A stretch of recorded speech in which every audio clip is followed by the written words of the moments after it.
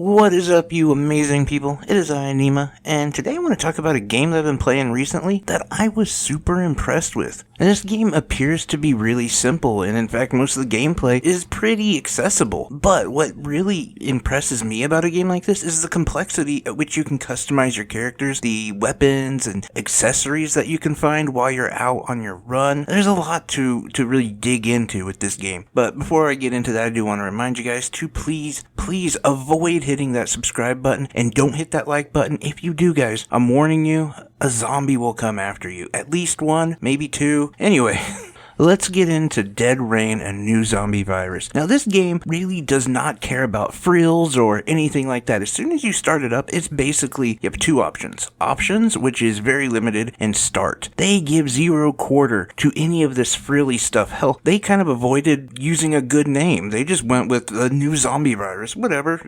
You get the point. You're killing stuff. And your character, they do two things. They chew gum and they kill zombies. And they're all out of gum. So you find yourself just hanging out, basically having a sandwich or something, I don't know. And all of a sudden zombies come bursting through and you're running away from them. And this is a little tutorial just teaching you how to use the buttons and the controls and whatever. And they're all pretty simplistic because this game really is like a side-scrolling, I want to say twin-stick shooter, but not really. It's just how you shoot. You can use the right analog stick, or if it's more comfortable for you, you can use the right trigger as well. So either way will work. The thing is with this game is not only is it a side scroller, right? But you can also traverse different areas of these levels while you're still being chased by a zombie horde. And every time you kill one of these zombies, it gives you money. In fact, there's a lot of money to find throughout. You're kind of like in some weird, like, messed up Dawn of the Dead meets Super Mario Brothers, except for with guns. Throughout this Mario Bros. Nightmare, you'll find stars. Now, these stars can be used to upgrade the current equipment you have or any equipment that you might find. And this becomes very important because the zombies get stronger, the stages get longer, there's a little more complexity in each area that you go further on, and so you want to have things like better power for your weapons, more ammo, better defense for your armor, more life, you name it. You can upgrade it, you can customize it, and I really dig that. Like, this game at its core, like I said, is just this like side-scrolling shooter, but the graphics are decent. They're not great. The sound is fine. It's not super awesome, but I would venture that this was made by actual gamers, people who love games. You can tell that there was probably limited funds that went into this, and yet they still offer what is essentially a really fun game, a really exciting game, but also add in the things that are most important to gamers, and that is your ability to really absorb the world by taking control, by being able to customize your character, by adding depth, which is incredibly important in games. And I'm kind of tired of all these games that they have amazing graphics or they have this and that, but there's just no depth, you know? Like, there's no story. Now, granted, this one, the story is really flimsy, sort of. It gets told throughout the game, and it gets a little bit better and better, and you get more interested as it goes on. But I guess the reason I'm going off on this game as much as I am is because,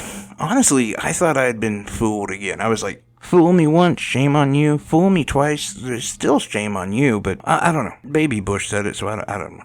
Anyway, the full thing is, I thought this was a cash grab kind of game. One of those like trash shovelware ports that went to the Nintendo Switch that was from a phone. And I really thought that was what I just purchased, but I couldn't have been more wrong. And the great thing about this game too is it comes in at about $10, which is a perfect price for it. Because again, this game is not going to give you like Xenoblade Chronicles 3. It's not even going to give you like Blossom Tales 2, but it is going to give you a lot of fun. And it's a game that's really fun, just like pick up maybe on a bus ride or a car trip or lunch break or just a break in general. You know, when you have maybe just 10 to 15 minutes to play, you can get through a couple stages and have some fun and, you know, start building up your stars and your money so you can upgrade your stuff and get further and further. Now, I will say though, this is a game that I have been playing for like 4 or 5 hours and I'm having a hard time putting it down just because it moves so fast that I don't really get bored. You know, like as soon as I'm used to an area, I'm already moving on to the next area. there's enough challenge and difficulty that keeps me going back for more, but dying isn't this huge problem. You just restart, and that takes about 10 seconds at max, and you're already back ready to attempt the stage again. So I don't know. For me, I really like this game. If I was gonna give it a rating, I would say it's like a 7 out of 10.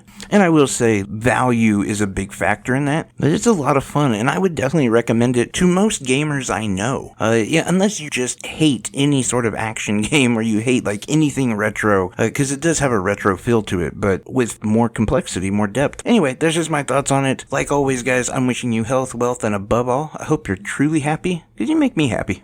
Take care, guys. Have a great weekend. Bye-bye.